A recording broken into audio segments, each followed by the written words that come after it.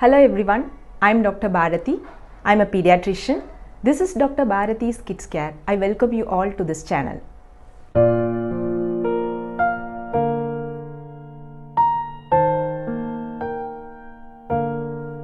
In today's video, we are going to see all about constipation in kids. Like what is constipation, why does it happen, should you be worried if your child is constipated, and how to manage it. Constipation is quite a common problem in kids, causing distress to both the child and the parent. There is a common belief that not pooping daily is only constipation, but that is not always true. In case of infants on breastfeeds, pooping once or twice per week should be absolutely fine, provided it is soft in consistency. Whereas for an older child, this will be considered as constipation. If there is a delay in pooping to less than 3 times a week, and difficulty like straining hard to push a dry pellet like poop, causing distress to the baby like pain and bleeding, then it is constipation. Most of the kids are just functionally constipated without any medical reasons. If your little one has constipation that started early in infancy, or if there is an associated poor weight gain or bloating or vomiting, or if there is bladder or bowel incontinence, then you need to see your pediatrician immediately to rule out associated health issues. Let us now see why these kids get constipated at all. The usual scenarios we hear from others are, Doctor, she was absolutely fine till 6 months of age, and once I started complementary feeds, she started passing hard poop.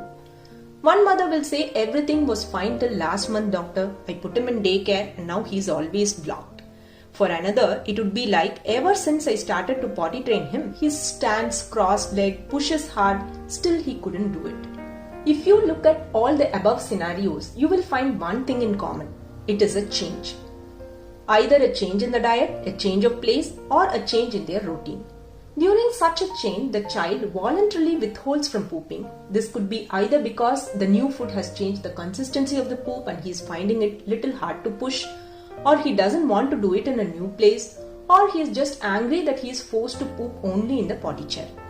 Such withholding makes the poop go dry and hard in the rectum. The rectum is nothing but the last part of your large bowel where poop gets collected before being passed. This hardened poop, when being pushed out, causes pain and sometimes even bleeding. Such a traumatic pooping makes the child withhold further without completely emptying. This leads to a constantly distended rectum, which eventually loses its ability to contract and push out even a soft poop. Sometimes the newly formed soft poop could seep around the hard impacted poop and soil the child's diaper. Do not confuse this with diarrhea. This is just overflow incontinence due to severe constipation. In a child who is constipated, if you find him or her standing cross-legged squirming, don't think it's an attempt to do potty, it is in fact a withholding posture. The child is trying hard not to do potty because he fears the pain. I'm telling you all these because I want you to understand that the main focus in managing a constipated child is breaking this voluntary withholding behavior. The management highly depends on whether the problem is mild or severe. In case of a mild constipation that has lasted only for a few days or weeks, some dietary modifications and behavioral therapy to break the withholding behavior is more than enough. For this, you need to teach your little ones not to control pooping for long. Schools play a major role in this. Kids should be allowed to empty their bowel whenever they have the urge to do so, particularly pre-primary and early primary kids. Whenever they do so, they should do completely. Leftover poop is the one that usually gets dried up. Use a squatting rather than sitting position for pooping. This is when the rectum is in line with the anal hole. For this, you need to use an Indian style commode or use a footstool in a Western style commode to make sure the hip is bent forward and is not at 90 degrees. Encourage your child to squat for a few minutes after every meal. Whenever your little one's stomach gets full, there is a mass movement along his bowel which pushes out the poop in the rectum. Make use of this gastrocolic reflex for easy pooping now. Let your school-going kids have some time after breakfast to empty their bowel. If they catch the school bus immediately after breakfast, they will have to control their bowel movement in the bus or at school. Avoid early potty training, preferably not before 2 years of age. For more details about potty training, watch my video on that topic. The link is in the description box. Next in the management comes diet. What kind of diet would be ideal for a constipated child? Everybody knows the answer. A high fiber diet.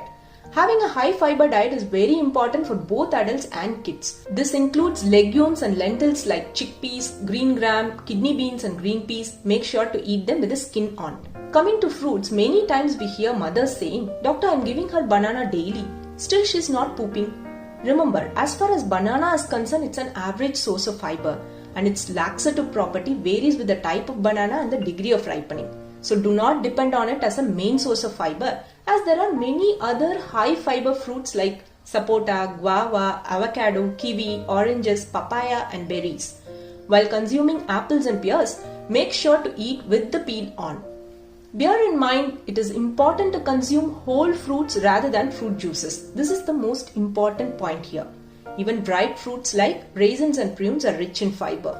Vegetables like broccoli, cabbage, carrot, beans, beetroot, cauliflower and green leafy ones, and cereals and millets like oats, quinoa, whole wheat, barley, corn, and nuts and seeds like chia seeds, flax seeds, almonds and pistachios are all rich in fiber.